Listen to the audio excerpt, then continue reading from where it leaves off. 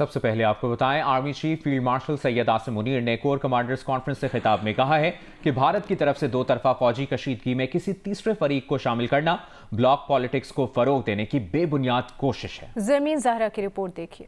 ISPR کے مطابق field marshal Syed Asim Munir کی زیر صدارت 271ویں کور کمانڈر کانفرنس کا انعقاد کیا گیا۔ Army chief field marshal Syed Asim Munir نے کہا کہ بھارت کی طرف سے دو طرفہ فوجی کشیدگی میں کسی تیسرے فریق کو شامل کرنا بلاک پالیٹکس کو فروغ دینے کی بے بنیاد کوشش ہے۔ اس کا مقصد بھارت کا خطے میں نیٹ سیکورٹی پرووائڈر کے خود ساختہ کردار کو گمراہ کن طور پر پیش کرنا ہے۔ کانفرنس کے شرکاء نے دہشت گرد عناصر کے خلاف سیکورٹی فورسز کی حالیہ کامیابیوں کا جائزہ لیتے ہوئے عزم کا اعادہ کیا کہ شہداء کا خون رائے گا نہیں جائے گا۔ شرکاء نے تشویش ظاہر کی کہ پہلگام واقعے کے بعد بھارتی جارحیت کو شکست دینے کے بعد اب بھارت پراکسیز کے ذریعے مضموم ایجنڈا آگے بڑھانے کی کوشش کر رہا ہے۔ فورم نے واضح کیا کہ پاکستان کی عوام کی حفاظت اور سلامتی مسلح افواج کی اولین ترجیح ہے اور بھارتی اسپانسرڈ پراکسیوں کے خلاف ہر سطح پر فیصلہ کن اور جامع کاروائیاں ناگزیر ہیں۔ اس موقع پر آرمی چیف نے وزیراعظم کے ہمراہ ایران، ترکیہ، آذربائیجان، سعودی عرب اور متحدہ عرب امارات کے حالیہ کامیاب سفارتی دوروں کے حوالے سے پاکستان کے متحرک کردار سے آگاہ کیا۔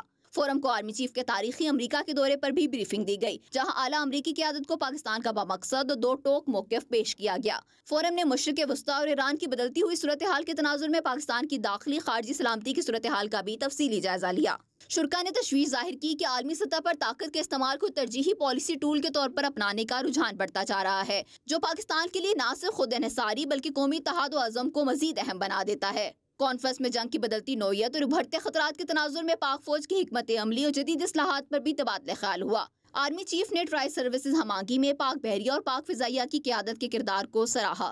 کانفرنس کے اختتام پر آرمی چیف نے ملک کو درپیش تمام خطرات کے خلاف پاک فوج کی مکمل آپریشنل تیاریوں پر بھی بھرپور اعتماد کا اظہار کیا۔ زمین زہرا، جیو نیوز، اسلام آباد۔ کراچی کے علاقے ڈیفنس میں فلیٹ سے ملنے والی ماڈل اداکارہ حمیرہ اصغر کی لاش لینے کے لیے اس کا بھائی اور دیگر رشتہ دار کراچی پہنچ گئے ہیں۔ SSP ساؤتھ محظور علی نے میڈیا کو بتایا کہ وہ رسا میت لاہور لے جانا چاہتے ہیں۔ انہوں نے حمیرہ کی موت کے بارے میں فوری طور پر کسی شک و شبے کا اظہار نہیں کیا ہے۔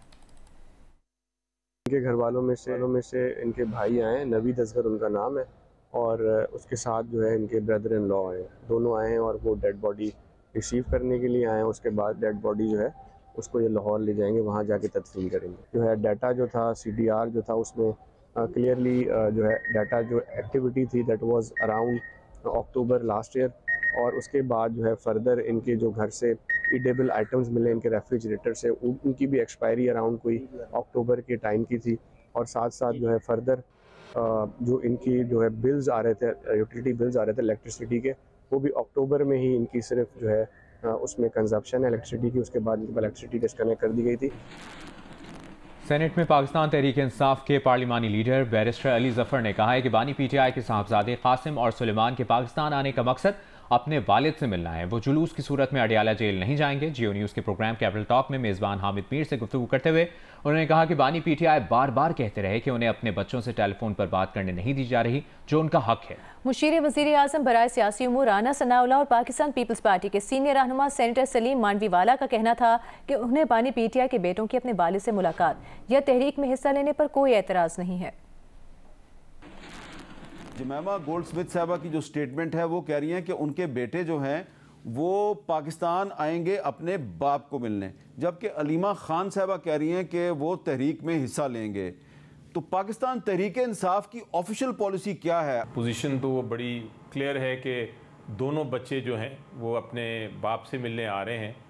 عمران خان صاحب سے جب میری ملاقات ہوتی تھی تو بار بار وہ یہ شکایت کرتے تھے کہ ان کو ہفتے میں ایک بار الاؤڈ ہے کہ وہ کال کریں، لیکن ان کو وہ اجازت نہیں مل رہی تھی۔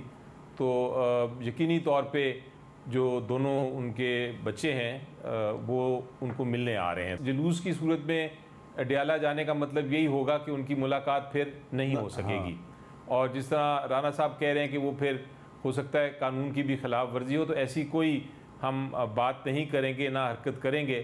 عمران خان صاحب کے جو بیٹے ہیں بالکل انہیں یہ حق ہے کہ وہ یہاں پہ تشریف لائیں اپنے والد کو ملنے کے لیے، اور انہیں یہ بھی حق ہے کہ وہ اگر اپنے والد کی سیاسی تحریک میں حصہ لینا چاہتے ہیں اور ان کی جو ہے وہ پارٹی میں ان کی سیاست کو جو وہ اون کرنا چاہتے ہیں، لیکن اگر انہوں نے آ کے پولیٹیکل موومنٹ میں حصہ لینا ہے یا ان کی سیاست کو اون کرنا ہے تو پھر تو ان کے لیے گرفتاری بڑی ضروری ہے.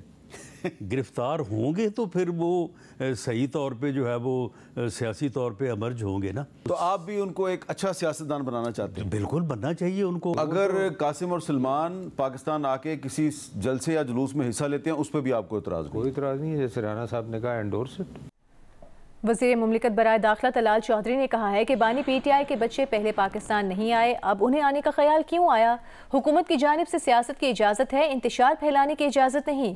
کوئی انتشار پھیلانے آئے گا تو 26 نومبر سے زیادہ سختی سے پیش آئیں گے. طلال چودھری کا تفصیلی انٹرویو دیکھیے 10 بجے جیو نیوز کے پروگرام آج شاہزیب خانزادہ کے ساتھ میں. تحصیل خار ہیڈ کوارٹر باجوڑ کے قریب نامعلوم افراد کی فائرنگ سے اے این پی کے رہنما مولانا خان زیب سمیت 2 افراد جاں بحق ہو گئے. ڈی پی او وقاص رفیق کے مطابق فائرنگ سے مولانا خان زیب کے 3 ساتھی زخمی بھی ہوئے. مولانا خان زیب 13 جولائی کو ہونے والے امن مارچ کے سلسلے میں مہم پر تھے. مولانا خان زیب اے این پی کی علماء کونسل کے سربراہ اور قومی اسمبلی کے سابق امیدوار تھے. وزیر داخلہ محسن نقوی نے باجوڑ میں فائرنگ سے رہنما اے این پی مولانا خان زیب سمیت 2 افراد کی شہادت پر اظہار افسوس کیا ہے. ایک بیان میں انہوں نے کہا کہ دکھ کی اس گھڑی میں اے این پی کے سربراہ ایمل ولی خان اور سوگوار خاندان کے ساتھ کھڑے ہیں.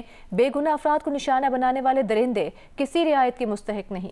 بریک کے بعد آپ کو بتائیں وزیر مملکت بلال اظہر کیانی کی قیادت میں پاکستان کے اعلیٰ سطح کے وفد نے اماراتی حکومت کے تجرباتی تبادلہ پروگرام EEP کے تحت متحدہ عرب امارات کا سرکاری دورہ مکمل کر لیا. پاکستانی وفد نے اماراتی حکام سے ملاقاتوں کے ساتھ اماراتی حکومت کے زیر اہتمام 2 روزہ ایکسپیرینس ایکسچینج پروگرام میں شرکت کی. بلال اظہر کیانی نے ڈیجیٹل گورننس، عوامی خدمات کی فراہمی اور جدید ٹیکس نظام کے شعبوں میں علم و تجربے کے تبادلے کو ممکن بنانے پر UAE حکومت کا شکریہ ادا کیا اور عالمی معیار کے ڈیجیٹل گورننس کارکردگی اور عوامی شعبے میں مسابقت کے لیے پاکستان کے پرعزم ہونے کا اظہار کیا. اور بھارت کی کھیلوں سے دشمنی بڑھنے لگی ہے. کرکٹ کے بعد اب قومی کھیل ہاکی پر بھی وار. بھارتی میڈیا پاکستان کے خلاف زہر اگلنے لگا. انتہا پسند تنظیم RSS کے مختلف سوشل میڈیا اکاؤنٹ سے پاکستان ہاکی ٹیم کو کھلم کھلا دھمکیاں دی جانے لگیں. ایشیا کپ ہاکی 27 اگست سے بھارت کے شہر راجگیر میں ہوگا. دوسری جانب پاکستان کے ہاکی اولمپئنز نے ایشیا کپ بھارت سے کسی دوسرے ملک منتقل کرنے کا مطالبہ کر دیا ہے. بھارت کی کھیلوں سے دشمنی بڑھنے لگی. کرکٹ کے بعد اب قومی کھیل ہاکی پر بھی وار کرنا شروع کر دیے. بھارتی میڈیا کے ساتھ ساتھ مودی کی پارٹی BJP کے RSS سے جڑے اکاؤنٹ سے بھی پاکستان ہاکی ٹیم کو کھلم کھلا دھمکیاں دی جا رہی ہیں. پاکستان ہاکی ٹیم کی تصاویر لگا کر پاکستان ہاکی کھلاڑیوں کو دھمکایا جا رہا ہے. ہاکی ایشیا کپ آئندہ ماہ 27 اگست سے بھارت کے شہر راجگیر میں شیڈیول ہے.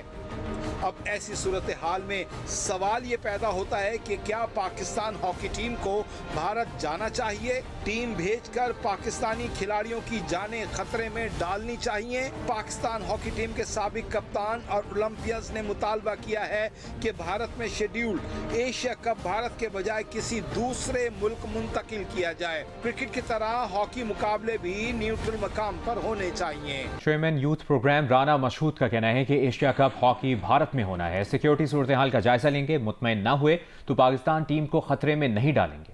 انہوں نے یہ بات جیو نیوز سے گفتگو میں کہی. رانا مشہود نے کہا کہ آپریشن سندور میں بھارت کی ناکامی کی طرح ہاکی ٹیم بھی چاہتی ہے کہ بھارت کو بھارت میں ہرائے. 11 سے 17 جولائی تک ملک کے مختلف علاقوں میں بارشوں کا امکان ہے. محکمہ موسمیات کے مطابق گلگت بلتستان، کشمیر اور اسلام آباد میں آندھی اور گرج چمک کے ساتھ بارش کا امکان ہے. مری گلیانت میں 13 سے 17 جولائی کے دوران بارش اور لینڈ سلائیڈنگ کا خدشہ ہے. وسطی اور بالائی پنجاب میں بھی بارشوں کی پیش گوئی ہے. جنوبی پنجاب کے متعدد علاقوں میں بھی بارش کا امکان ہے. خیبر پختونخوا کے بھی زیادہ تر علاقوں میں 13 سے 17 جولائی کے دوران آندھی اور بارش کی پیش گوئی کی گئی ہے. بلوچستان میں جوب، شیرانی، موسیٰ خیل، بارکھان، لورالائی میں بھی بارشوں کی توقع ہے. شدید بارشوں کے باعث پہاڑی علاقوں میں لینڈ سلائیڈنگ کا بھی خطرہ ہے. غزہ میں مظالم کے خلاف جرمنی میں پارلیمنٹ کے سامنے احتجاج کیا گیا. مظاہرین نے اسرائیلی مظالم کے شکار غزہ کے بچوں کے پورٹریٹ پارلیمنٹ کے سامنے آویزہ کیے. جرمن چانسلر کے دفتر پر سرخ رنگ پھینک کر غزہ میں جاری نسل کشی پر احتجاج کیا گیا. مظاہرین نے جرمن حکومت سے غزہ میں فلسطینیوں کی نسل کشی میں اسرائیل کا ساتھ نہ دینے کا مطالبہ کیا. امریکی وزیر خارجہ مارکو روبیو نے غزہ میں جلد جنگ بندی کی امید ظاہر کی ہے. ملائیشیا میں آسیان اجلاس کے موقع پر میڈیا سے گفتگو میں انہوں نے کہا کہ غزہ میں جلد جنگ بندی ہونے کی امید ہے. ہم غزہ جنگ بندی معاہدے کے قریب ہیں. फ्रांसीसी सदर इमैनुअल मैक्रोन ने कहा है कि इसराइल फ़लस्तीन तनाज़े में अमन की वाहिद उम्मीद फ़लस्तीन को रियासत तस्लीम करने में है। लंदन में बरतानवी वज़ीर आज़म सर कीयर स्टारमर के साथ मुश्तरका प्रेस कॉन्फ्रेंस में उन्होंने कहा कि बरतानिया और फ्रांस को चाहिए कि फ़लस्तीन को बतौर रियासत तस्लीम करें। फ़लस्तीनी रियासत को तस्लीम करने के लिए सियासी सरगर्मी का आगाज़ होना चाहिए।